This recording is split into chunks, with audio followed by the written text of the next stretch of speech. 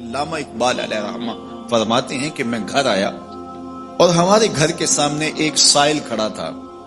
سائل چوں قضائے مبرم ہے، جس طرح قضائے مبرم ہوتی ہے، ٹلتی نہیں ہے، اس طرح وہ ٹلنے والا ہی نہیں تھا. میں نے اس کو کہا بابا چلا جا، معاف کر، لیکن وہ ضد کر کے گھر کے دروازے کے اوپر کھڑا تھا. میں لاؤبالی کی عمر تھی تو سکول سے آیا تھا، میرے ہاتھ میں چھوٹی سی چھڑی تھی تو میں نے اس کے کاسے کے اوپر ماری تو وہ کاسا ٹوٹ کے گر گیا اور اس کے اندر جو سارے دن کی ریزگاری جمع کی تھی وہ بھی بکھر گئی. تو کہتے ہیں کہ وہ ریزگاری اکٹھی کرنے لگا اور میرے والد شیخ نور محمد اندر سے کہیں دیکھ رہے تھے تو وہ باہر آئے. انہوں نے وہ ریزگاری اکٹھی کر کے اس کو دی اور اس کو اور پیسے دیے اور اس سے معذرت کی اور اس کو رخصت کیا اور مجھے بازو سے پکڑ کے اندر لے گئے. اقبال کہتے ہیں میں نے ساری زندگی اپنے والد گرامی کو یوں بلک بلک کے روتے نہیں دیکھا تھا. میرے والد نے مجھے بٹھا لیا اور کہنے لگے کہ اقبال، اگر قیامت کے دن رسول اللہ نے پوچھ لیا کہ تیرا بیٹا فقیروں کے کاسے توڑتا تھا تو بتا میں حضور کو جواب کیا دوں گا. تو کہتے ہیں کہ بس وہی لمحہ میری تربیت کا تھا. بلکہ اقبال پھر ساری زندگی کہا کرتے تھے نام تو از پدر آموختم، حضور آپ کا نام، آپ کی محبت میں نے اپنے باپ سے سیکھی. یعنی حضور کا سامنا کیسے کروں گا. اور پھر یہ اقبال کے کلام میں آخر تک یہ چیز آتی ہے کہ کیسے حضور کا سامنا ہو. تو غنی از ہر دو عالم من فقیر، روز محشر عذرہائے من پذیر، گر تمی بینی حسابم ناگزیر، از نگاہ مصطفیٰ پنہا بگیر. اقبال بھی پھر آخر میں دعا کرتے ہوئے اللہ کی بارگاہ میں عرض گزار ہوتا ہے مالک تو غنی ہے، میں تیرا فقیر بندہ ہوں، تو مجھے یوں ہی معاف کر دے، میرا حساب نہ لینا. لیکن اگر میرا حساب لینا بڑا ضروری بھی ہوا تو یہ مہربانی کرنا حضور کے سامنے نہ لینا، میں حضور کو کیا منہ دکھاؤں.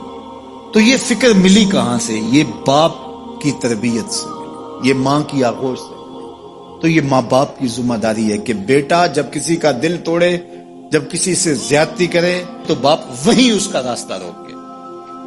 اور ایک فقیر کا لاؤبالی پن کے اندر کاسا توڑ دیا اور باپ نے پھر ایسی تربیت کی کہ اقبال ساری زندگی لوگوں کے دل جوڑتا رہا، ساری زندگی بتاتا رہا کہ انسان کی اصل صورت کیا ہوتی ہے. دل نہیں شاعر کا ہے کیفیتوں کی رستخیز، کیا بتاؤں کہ درون سینہ کیا رکھتا ہوں میں، در غم دیگر بسوزو دیگر آرا ہم بسوز، گفت مت روشن حدیث گر توانی دار ہوش، کہہ گئے ہیں شاعری جزویست از پیغمبری، ہاں سنا دے پڑھ کے ان کو پیغام سروش.